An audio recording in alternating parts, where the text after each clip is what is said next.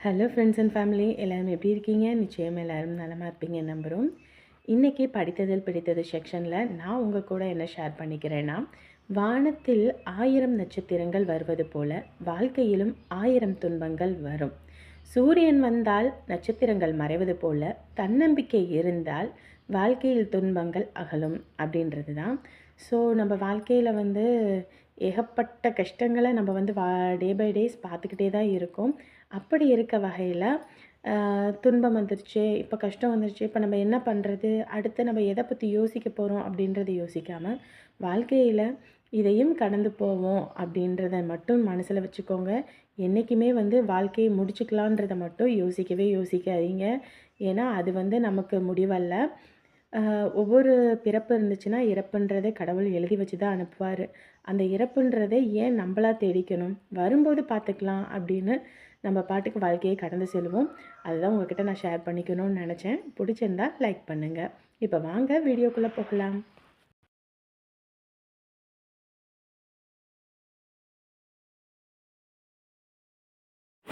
என்னடா இது, மணி ஆயிடுச்சு, இன்ன வரைக்குமா?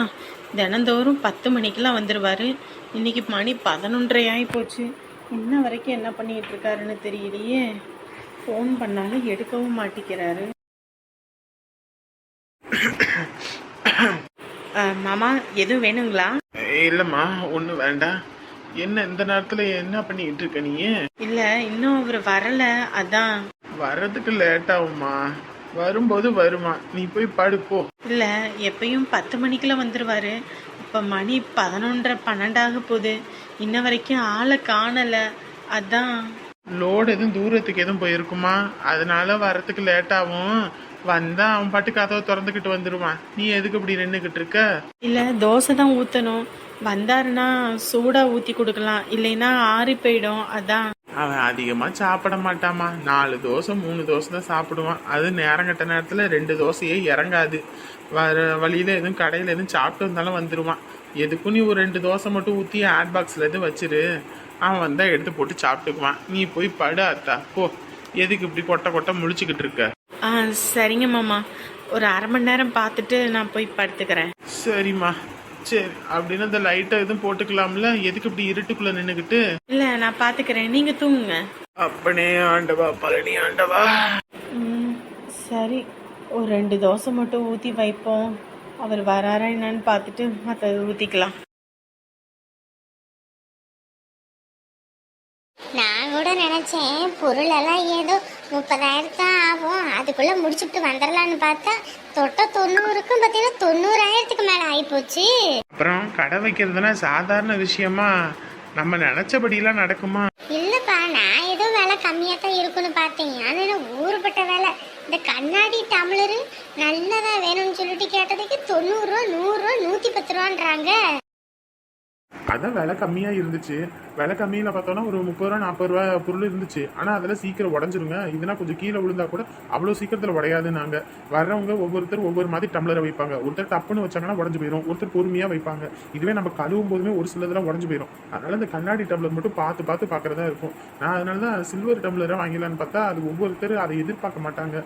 அதனாலதான் வாங்கியாச்சு. இனி எதுக்கு வாங்கினதை பத்தி யோசிச்சுக்கிட்டு விடுங்க. ஏதோ கடவுள் புண்ணியத்துல அவரு 90,000 வந்ததுக்கு புதுசா கடை ஆரம்பிக்கிறவங்க அப்படி இப்படின்னு பேசி ஏதோ ஒரு 2,000 குறைச்சிக்கிட்டாரு. இல்லைன்னா அம்பிட்டு தான். அதுவும் முதல்ல நம்ம இங்கே கடைக்கு போனோம்ல, ஊருப்பட்ட வேலை, ஒண்ணுமே வாங்க முடியாது போல இருக்கு.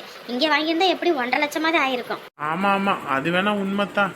அவரு எப்படியோ பரவாயில்ல, அங்க போன் போட்டு சொல்லி நம்ம வருவோம், எடுத்து வைங்க, இந்த மாதிரி பொருள் வேணும், இவ்வளவுக்கு வேணும்னு நல்ல குவாலிட்டியா நல்லதா பார்த்து எடுத்து கொடுத்துட்டா. அப்படி ஏன்பா, அவங்களுக்கு இங்க அக்கம் பக்கத்துல போய் பழக்கம் இருக்குது. நமக்கு எங்கேயும் போய் பழக்கமெல்லாம் இல்லை. அதனால ஏதோ ஒண்ணு கேட்டா அவங்கள செய்வாங்க, வைப்பாங்க. இல்லைங்கம்மா, நம்ம ஊர்ல அங்க ஊட்டியில வாங்கினா கூட ஊருப்பட்ட விலையா இருந்திருக்கும். பரவாயில்ல, இங்க விலையெல்லாம் நல்லா கம்மியா இருக்கு. சரி, மாமா கிட்டயும் அத்தை கிட்டயும் டீ தூள் வாங்கிட்டு வர சொன்னீங்களா? நாளைக்கு வந்தாங்கன்னா தான் 4:30க்கு கடையை ஓபன் பண்ண முடியும். அதெல்லாம் அம்மாட்டையும் சொல்லிட்டேன், ஃபேக்டரிலையும் சொல்லிட்டேன். ஓனர் உங்களுக்கு ஒசரமே ஏ கிளாஸா நல்லா தரமான டீ தூளா வாங்கி தரேன்னு சொல்லியிருக்காரு. அந்த டீ தூள் மாதிரி இங்க எங்க கிடைக்கும்? ஆத்தடி ஆத்தா, அந்த டீ மாதிரி நினைச்சா கூட அப்படி இருக்குது. அம்புட்டு ருசி தான் போங்க. இங்க பாருங்க தம்பியே, முடிய சொல்லிருங்க. அப்பதான் நாங்க அங்க இருந்து அனுப்ப சரியா இருக்கும். என்னடி சொல்லிக்கிட்டு இருக்கா? முடிய இங்க பாருங்க மச்சான், 2 நாளைக்கு முன்னாடியே சொன்னீங்கன்னா தான் நான் அங்க இருந்து கொண்டு வரதுக்கு சரியா இருக்கும். அங்கிருந்து கொண்டு வரீங்களா? ஆமா, இப்பதான் ஸ்கூட்டி எடுத்தா அங்க இருந்து இங்க ஒரு அழுத்து தானே, 2 மணி நேரம் 3 மணி 4-5 மணி நேரத்துல வந்துடுறேன். அவ்வளவுதான், வந்து கொடுத்துட்டு நான் பாட்டுக்கு அடுத்த இதுல கிளம்பிடுவேன். பாத்தீங்களா? நான் கூட எப்படியோ நினைச்சேன், இவரே வந்து டெலிவரி வேற பண்றாராமா. டெலிவரி ஏன் என் மாப்பிள்ளைக்கு நான் பண்ண மாட்டேனோ? பண்ணுங்க சாமி பண்ணுங்க, நாங்க எதுவும் சொல்லல போதுமா? ஏன்க்கா? இல்ல பாத்துக்கங்க என்னென்ன கூத்து நடக்குதுன்னு. இன்னைக்கே இப்படி கூத்துனா இன்னும் கடை திறக்கிற அன்னைக்கு என்னென்ன கூத்து பண்ண போறாருன்னு பாருங்க. எம்மாடி, மிக்சி எல்லாம் வந்து ஊருப்பட்ட விலை சொல்லிட்டாங்க. நீயும் வேண்டானே ஆட்டுக்கல்ல அரைச்சிக்கிறேன் அப்படின்னு சொன்னேன். ஆனா அது சரிப்பட்டு வராது. வேணா மீதி இருக்க பணத்தை வச்சு வாங்குவோன்னு. வேணா இப்போதைக்கு ஒரு மிக்சி மட்டும் சின்னதா ஒரு 8000க்குள்ள வாங்கிடுவோமா? இந்த என்னத்துக்கு சும்மா சும்மா மிக்சியை வாங்குறேன் கிரைண்டர் வாங்குறேன்னு சொல்லிக்கிட்டு இருக்கீங்க? ஏற்கனவே தான் வாங்கி கொடுத்தோம்ல, அது அந்த வீட்டுல பூட்டு போட்டு தானே கிடக்குது, அதை போய் எடுத்துட்டு வருவோம். அட ஆமா ஆமா, அங்கேயும் நிறைய ஜாமான்லாம் கிடக்கு. அது எல்லாமே இவர் காசு போட்டு வாங்கினது தான். இப்போ சரி, இன்னைக்கு வந்த தம்பியவே நாளைக்கு வண்டி எடுக்க சொல்லுங்க. காலையில நான் போய் எடுத்துட்டு வந்துருவோம். இல்லக்கா, அந்த ஊரு வேண்டாம், அவங்க சொந்தம் வந்து எதுவுமே வேண்டாம். எதுக்கு சும்மா போயிட்டு, அதான் இருக்கிற ஜாமானே போதும், விடுங்க. அதை வச்சு ஏதோ ஒன்று பண்ணிக்கிறோம். என்ன தம்பி பேசிக்கிட்டு இருக்கீங்க? நம்ம கஷ்டப்பட்டு காசு போட்டு எல்லாம் எல்லாம் செய்வோம், அது பாட்டுக்கு கிடக்கும். மிக்சி கிரைண்டர்லாம் எம்பிட்டு வேலை இன்னைக்கு நீங்கள் பார்த்தீங்க தானே, ஒன்றும் வாங்க முடிஞ்சுதா? இனிவே நாங்கள் ஊருக்கு போயிட்டோம்னா என்ன பண்ணுவீங்க? இல்லை நீ, அவர் அந்த ஊரே வேண்டான்ட்டு இருக்காரு. அதனால தான் அன்னைக்கு டிசி வாங்க கூட நீங்களும் நானும் போனோம். அது சரி, நீங்கள் வராதீங்க, நீங்கள் இங்கே இருங்க, நான் போயிட்டு எடுத்துட்டு வரேன். இல்லக்கா, வீட்டு சாவி எல்லாம் இங்கே பாருங்க தம்பி, வீட்டை தான் எழுதி கொடுத்துருக்கு. வீடு மட்டும்தான் அவங்களுக்கு. வீட்டில் இருக்க ஜாமான் சட்டி எல்லாம் நம்ம வாங்கி போட்டிருக்கோம். நம்ம வாங்கி போட்டது எப்படி அவங்க அதெல்லாம் எடுக்கக்கூடாது வைக்கக்கூடாதுன்னு சொல்லுவாங்க? சொல்லுங்க பார்ப்போம். யாரும் என்கிட்டலாம் பேச முடியாது. நாளைக்கு போய் நான் ஜாமான் சட்டை எல்லாம் எடுத்துகிட்டு வரேன். என்ன ஏதுன்னு எனக்கு தெரியாது. அதுக்கு மட்டும் ராணி வரட்டும், மற்ற எல்லாத்தையும் அள்ளி கட்டிக்கிட்டு நான் வந்துடுறேன். எதுக்கு தேவையில்லாத பிரச்சனை? என்ன தேவையில்லாத பிரச்சனை? எதுக்கு தேவையில்லாத பிரச்சனை வருது? நம்ம பொருளை தான் நம்ம எடுக்கிறோம். நம்ம ஒட்டு வரவே வேணான்ட்டாங்க. அதுக்கப்புறம் நம்ம பாத்திரம் பண்ணோம் மட்டும் எதுக்கு அவங்களுக்கு? அதுவும் சரிதான் மச்சான், எதுக்கு விடணும்? நம்ம பொருளை நம்ம எடுத்துட்டு வருவோம். ஒவ்வொன்றும் வாங்க முடியுதா? பாக்குறீங்க தானே, ஊருப்பட்ட விலை விற்கிது. சரி, நீங்க வர வேணாம், நாங்க போய் எடுத்துட்டு வரோம் போதுமா? நீங்க இங்க இருந்து கடை வேலையை பாருங்க, நானும் ராணியும் போயிட்டு எல்லாத்தையும் பார்த்துட்டு வரோம். சரிம்மா, அப்ப நானும் இங்க இருக்கேன். அவங்களாம் ஊட்டியிலேருந்து வருவாங்க, அவங்களுக்கு சாப்பாடெல்லாம் கொடுக்கணும் வைக்கணும். நானும் அங்கே வந்தேன்னா சரிப்பட்டு வராது. நீங்கள் 2 பேரும் அங்கே போய் அதை பாருங்க, இவங்க 2 பேரும் கடை வேலையை போய் பார்க்கட்டும். ஒரே ஒரு நாள் தான் கிடக்குது, அதுக்குள்ளே எல்லா வேலை வெட்டியும் பார்க்கணும். சரிம்மா. அப்புறம் அந்த இது கோமியத்துக்கு ஏற்பாடு பண்ணிடுங்க, ஏன்னா கோமியெல்லாம் தெளிச்சுதான் எல்லாம் பண்ணணும். சரிம்மா சரிம்மா, நான் அதுக்கெல்லாம் ஏற்பாடு பண்ணிடுறேன். கோமியத்துக்கு, மாட்டு சாணத்துக்கு, பாலுக்கெல்லாம் ஏற்பாடு பண்ணிடுறேன். பால் நோனி தான் ஞாபகம் வருது. என்னங்க இப்போ என்ன பாக்கெட்டு பால் வாங்கினா கட்டுப்படி ஆகுமா? எப்படி? யாராவது மாடு வச்சிருக்கவங்க இருக்காங்கன்னா அவங்கள்ட்ட கேட்டு பார்ப்போம். எப்படின்னு பார்த்துட்டு வேணா பாக்கெட்டு பாலை வாங்கிக்குவோம். மாடு நோனி தான் ஞாபகம் வருது. நம்ம ஊருக்கு புதுசாக ஒருத்தர் தென்னந்தோப்புக்கு வந்திருக்காங்க. அந்த அம்மா வீட்டில் கூட மாடு இருந்துச்சு. அவங்க கிட்ட வேணா நான் போய் கேட்டு பார்க்குறேன். சரி, அப்போ என்னன்னு பார்த்து கேட்டுருங்க. ஏன்னா நம்ம அவங்க போய் பாலுன்னு சொசைட்டிக்கு ஊற்றுவாங்க. நம்ம கேட்டோம்னா நம்ம கடைக்கு வாங்கிக்குவோம்ல, அந்த உண்டான காசு கொடுத்து. சரிப்பா, புதுசாக தான் வந்திருக்காங்க. அவங்கக்கிட்ட நம்ம இதுக்கு முன்னாடி பேசின வார்த்தைலாம் இல்லை, அதனால தெரியல. சரி, எதுவும் கேட்டு பார்க்குறேன். அடே, மாப்பிள்ளை வந்தா நல்லா அன்பா சிரிச்ச மாதிரி பரிமாறு, சரியா? விட்டுருன்னு இருக்காம. ஏம்மா, எனக்கு எல்லாம் தெரியும், வேலையை பார்த்துட்டு பாடு. ஆமா, எல்லாம் தெரியும் எல்லாம் தெரியுனுவ, ஆனா ஒன்றும் இல்லை, மூஞ்ச விட்டுருன்னு வச்சுக்கிட்டு. ஐயோ சரிம்மா, நீ படுமா. என்ன ரொம்ப நேரம் உட்கார வச்சுட்டேனா? இல்லைங்க, அப்படியெல்லாம் ஒன்றும் இல்லை. இல்லை, குளிச்சுட்டு வரவும் கொஞ்சம் லேட் ஆகி போச்சு. ஏன்னா ஒரே இலை தான் போட்டிருக்க, 2 பேத்துக்கும் போட வேண்டியதானே? ஏற்கனவே 3 தடவை சாப்பிட்டதே வயிறு நிறைய இருக்குது. இதுக்கு மேற்கொண்டு தலைவாழை இலை போட்டு சாப்பிட்டேன், அவ்வளோதான், கிழிஞ்சிரும். இல்லைங்க, நீங்கள் சாப்பிடுங்க. இங்கே நீயும் இலைய போடு, சாப்பிடுவேன். அப்படியே புருஷன் சாப்பிட்ட மிச்சத்தை அவ சாப்பிட்டுக்குவா, நீங்க சாப்பிடுங்க. லூசு. நோமா, அப்படியா? பைத்தியக்காரி சொல்லுவாளா இப்படின்னு? எதையும் நம்ம சொல்லி எடுத்து கொடுக்கணும், அப்பதான் இவ சொல்லுவா. வீணா போனவடா. சாப்பிடுங்க, உங்களுக்காக ஒவ்வொன்றையும் நானே பார்த்து பார்த்து பண்ணேன். அம்மா சொன்னாங்க, நான் பண்ணேன்னு. இவ ஒருத்திடா, ஒன்னுத்தையும் உருப்படியா பொய் சொல்ல தெரியாது. ஒரு பொய் சொன்னாலும் பொருந்த சொல்லணும். இவ ஒரு வீணா போனவ. அது ஒன்றும் இல்லைங்க மாப்பிள்ள, அவ காய்கறி எல்லாம் நறுக்கி கொடுத்தா எல்லாம் பண்ணுனா அதை சொல்றா. நீங்க எதுவும் தப்பா எடுத்துக்காதீங்க. ஓ அப்படியா, சரி சரி சரி. எனக்கு கொடுக்கணும்னு தோணுது, ஆனால் அவங்க வேற இருக்காங்க, பார்த்தா எதுவும் நினச்சிக்குவாங்க. சரி, அவங்க இல்லைன்னா கூட பரவாயில்ல, இங்கேயே வேற பார்த்துக்கிட்டு இருக்காங்க. மாப்பிளைக்கு என்ன வேணும்னு ஏது வேணும்னு கேட்டு பார்த்து வையே. நீ வாயவே பார்த்துக்கிட்டு இருப்பா. நீ இல்லைன்னு சாப்பிட்றதே இல்லைங்க. அவ பாட்டுக்கு இருப்பா. அவர் சாப்பிட்டாரோ என்னவோ தெரியலையே அப்படின்னு உங்களை பத்தியே நினைச்சுக்கிட்டு 24 மணி நேரம் உங்களை பத்தியே தான் பேசிக்கிட்டு இருப்பா. இந்த லூசு கிளவி வேற சும்மா நொய்யின்னு. ஏம்மா நீ தூங்கலையா? இல்லடி இல்லடி, நீ சாப்பாடு வை. வைத்தியம் இப்போ தான் கல்யாணம் ஆயிருக்கு, அவங்களுக்குள்ள ஏதோ பேசி சிரிச்சு இருப்பாங்க, அது கூட புரியாமல் பார்த்துக்கிட்டே இருக்குது. இதை வச்சுக்கிட்டு என்னதான் பண்ணுறதுன்னு தெரியலப்போ. அதுவும் ஒரு வாரம் கழித்து இப்போ தான் வேலை விட்டு வந்திருக்காரு. ஆசையாக 2 வார்த்தை பேசுவாங்க வைப்பாங்கன்னு ஏதாவது தெரியுது. இங்கேயே பார்த்துக்கிட்டு இருக்கு, ஏதோ காணாததை கண்டதை மாதிரி. வந்துட்டாரு, சரி கீழே போய் கூட்டிகிட்டு வருவோம். என்னடா இது, உள்ள பூட்டியிருக்காங்க போல இருக்கு. ஐயோ, இப்போ என்ன பண்ணுறது? வாங்குங்க, ஏன் இவ்வளோ நேரம் ஆகிப்போச்சு? இல்லைம்மா, இங்கே செஞ்சு வரைக்கும் லோடு வந்துருச்சு, அதான் போய் இறக்கி விட்டு வரதுக்கு மணி ஆகிப்போச்சு. நானும் என்னடா இது இந்நேரத்துக்கு வந்திருப்பீங்களே, மணி 12 ஆயிடுச்சு, இன்ன வரைக்கும் ஆளை காணலையேன்னு நினச்சிக்கிட்டே இருந்தேன். இன்னும் தூங்காம தான் முடிச்சிட்டு இருந்தியா? ஆமாம், அப்புறம் இன்ன வரைக்கும் உங்களை ஆளை காணலை, என்னாச்சோ ஏதாச்சோன்னு பயமாக இருக்காதா? ஃபோன் பண்ணாலும் எடுக்கலை, ஒரு ஃபோன் பண்ணியிருந்தா கூட பரவாயில்ல.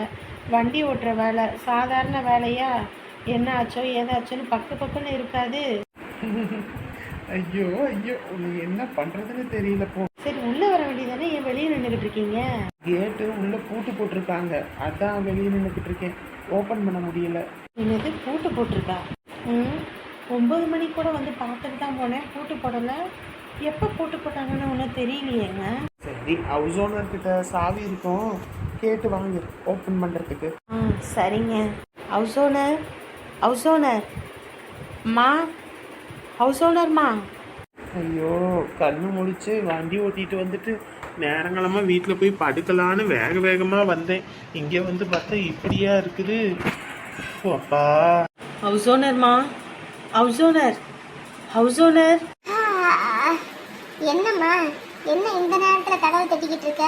அப்படி நேரம் கிட்ட நேரத்துல எல்லாம் கதவு தட்டக்கூடாது, இதெல்லாம் ரொம்ப தப்பு. இல்லைங்க, வீட்டுக்கார் இப்போதான் வேலை விட்டு வந்தாரு, வெளியே பூட்டு போட்டிருந்துச்சு. பூட்டு சாவி இருந்துச்சுன்னா நான் உங்களை எழுப்பியிருக்க மாட்டேன், சாவி இல்லாதனால தான் உங்களை எழுப்ப வேண்டியதா போச்சு. ஏங்க, வீடு பார்த்து வரும்போது நான் என்ன சொன்னேன்?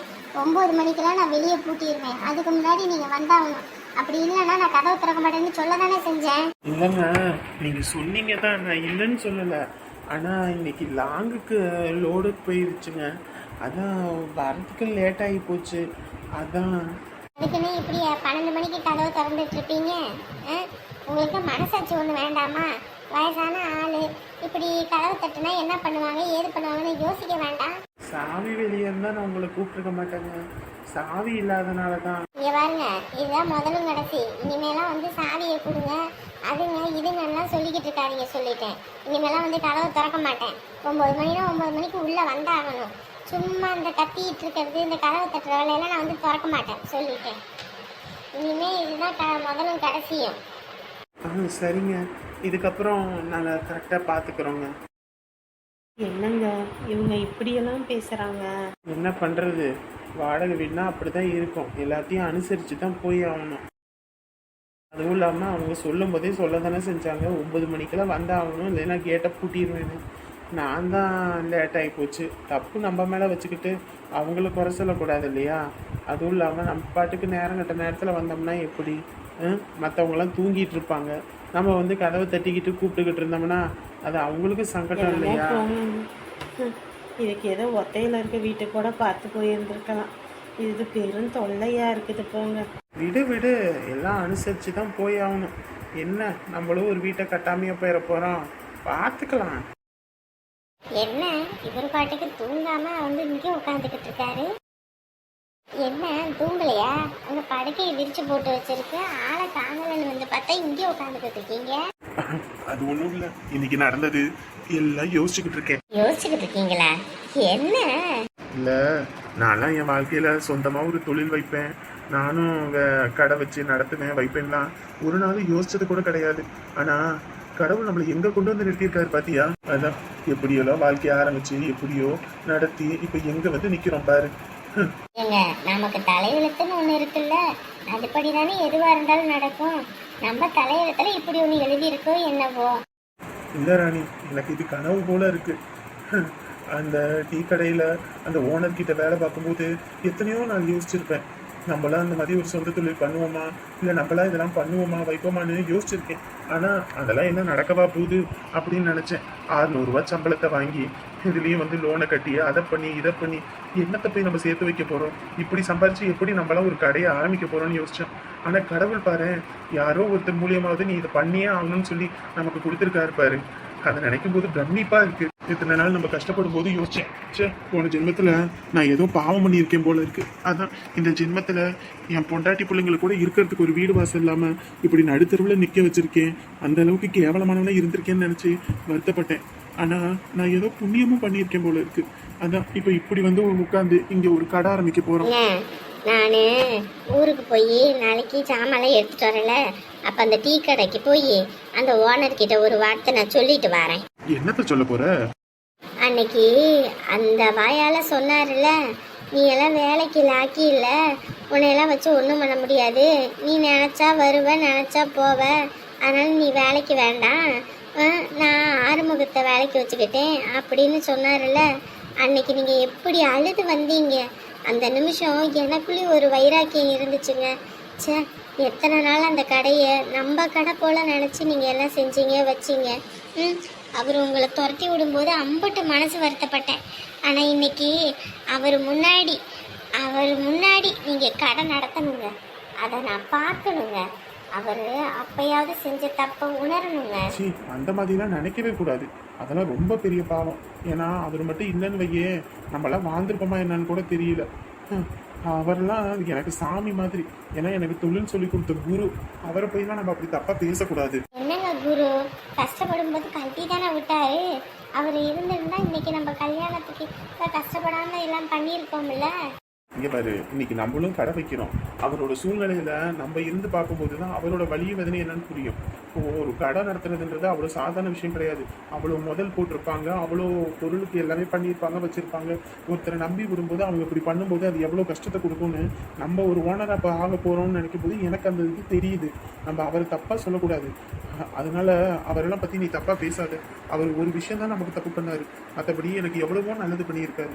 அவரை போய் நீ தப்பா பேசாத. அதுவும் சரிதான், அவர் எவ்வளவோ நல்லது பண்ணியிருக்காரு, அதெல்லாம் மறக்கவும் கூடாது. அவரையும் ஒரு வார்த்தை கூப்பிட்டு வர சொல்றேன்.